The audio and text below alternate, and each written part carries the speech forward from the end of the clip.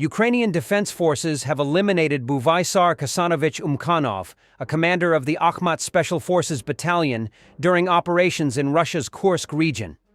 According to a statement by Opti Alaudanov, deputy chief of the Russian Armed Forces Military Political Directorate, Umkhanov, known by the call sign Tarzan, was killed during a strike on a command post where his unit was stationed. Umkhanov served as a platoon commander in the Hunter Battalion of the 4th Akhmat Special Purpose Brigade, operating under the Russian Ministry of Defense. His unit was tasked with maintaining control over Russia's state border in the Kursk region.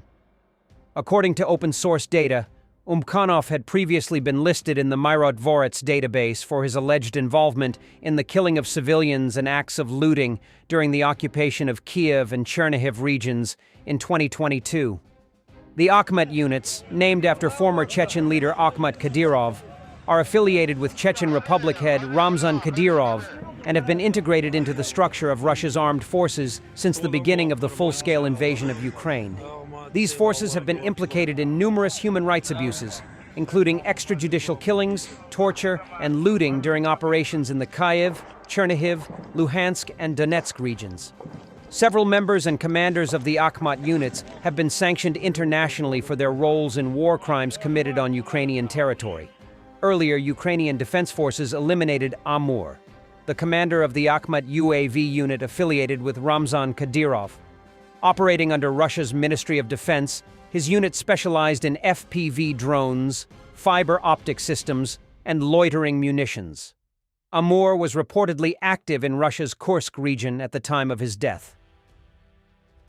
The Russian military leadership once again boasts about imaginary victories, only to get tangled in its own lies.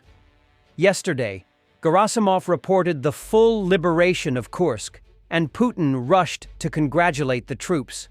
But wait, the commander of Russia's 810th Marine Brigade reported to Putin that Ukrainian forces are still in the area. In Sumy region, Russian assault troops hit Ukrainian minefields during an attempted advance west of Lochnia, suffering significant losses.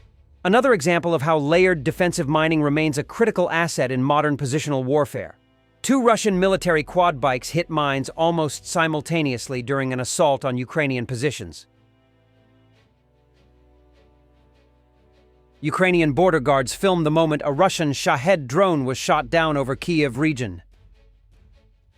Ukrainian air defense forces have destroyed 48 enemy missiles and almost 800 drones over the past week alone, according to a report by the Air Force of the Armed Forces of Ukraine posted on Telegram. After Easter, Russia has resumed assault operations, suffering heavy losses but still trying to advance. Zelensky says, through daily battles, Russia is trying to deceive America and others, dragging this war out even further. It is absolutely obvious that Russia is actually trying to fool the world, fool America and others, and prolong the war further. That's why pressure is necessary. We can't avoid pressure, so that Russians take all the steps, do everything necessary to stop the war. Yesterday's meetings in Vatican and Rome confirmed that our partners understand what's going on. An 18-year-old girl fled Makivka after living under Russian occupation for 10 years. She secretly studied at a Ukrainian school and learned the Ukrainian language, and she kept it a secret from her parents.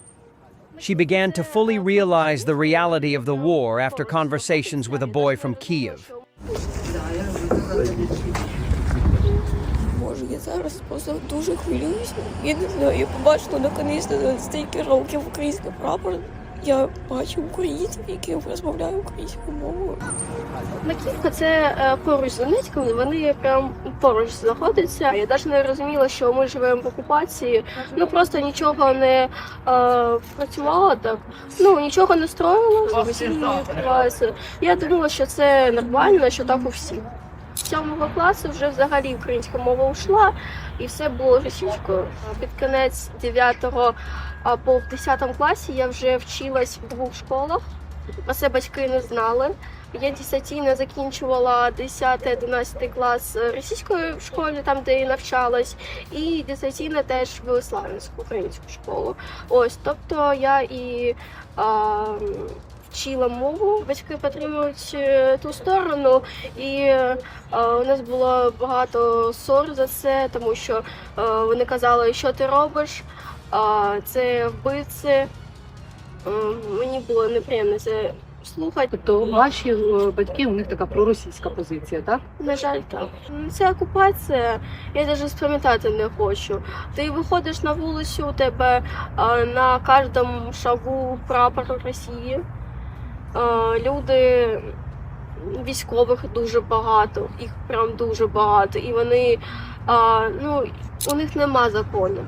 У нас в Донецьку пробка на пробці. Чому? Тому що у нас там аварії, просто випили військові, врезались там, кто-то погиб, кто-то пострадал, просто там влетели во что-то.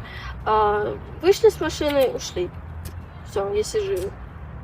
Там нема для них закону взагалі. Можуть взагалі просто там до дівчини підійти, почати до неї приставати. І ти нічого не зробиш. Близьких попередили якось, чи ви якось це все робили так, щоб ніхто не знав?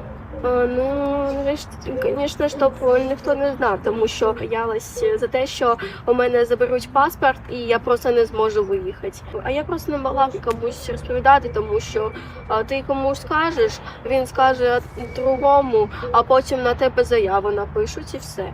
І ти 100% потім нікуди не виїдеш. У мене мрія зробити паспорт і доказати всім, що я громадянка України. Next week will be crucial for negotiations to end the war in Ukraine, says U.S. Secretary of State Marco Rubio. He noted a peace deal must happen soon, as Ukraine and Russia are closer to an agreement than at any time in the past 3 years. Given the frustrations that he is voicing, Mr. Secretary, why hasn't he imposed sanctions yet?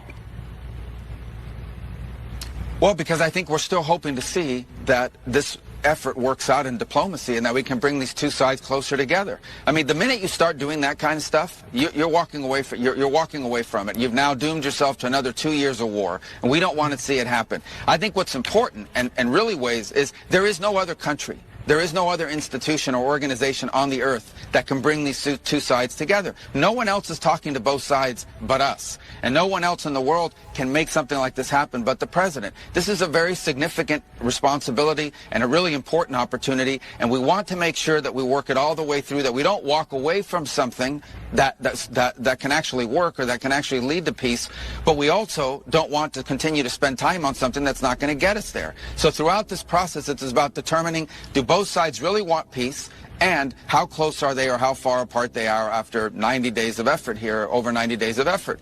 That's what we're trying to determine this week. There are reasons to be optimistic, and there are also reasons to be concerned. It's complicated. If this was an easy war to end, it would have been ended by someone else a long time ago. But right now, the only one who can bring these two sides together to end this war is our president, President Trump, and we're doing everything we can to see if we can get that done here over the next few days. Thanks for watching, and don't forget to subscribe. Also, if you want to support Warthog Defense, please become our member and get early access to new videos, exclusive members-only videos, and become administrator in comment section. The membership link is in the description. Rescues every day. We had a guy last week, it's 6 rescues in 6 days. You know, he's doing the job every day.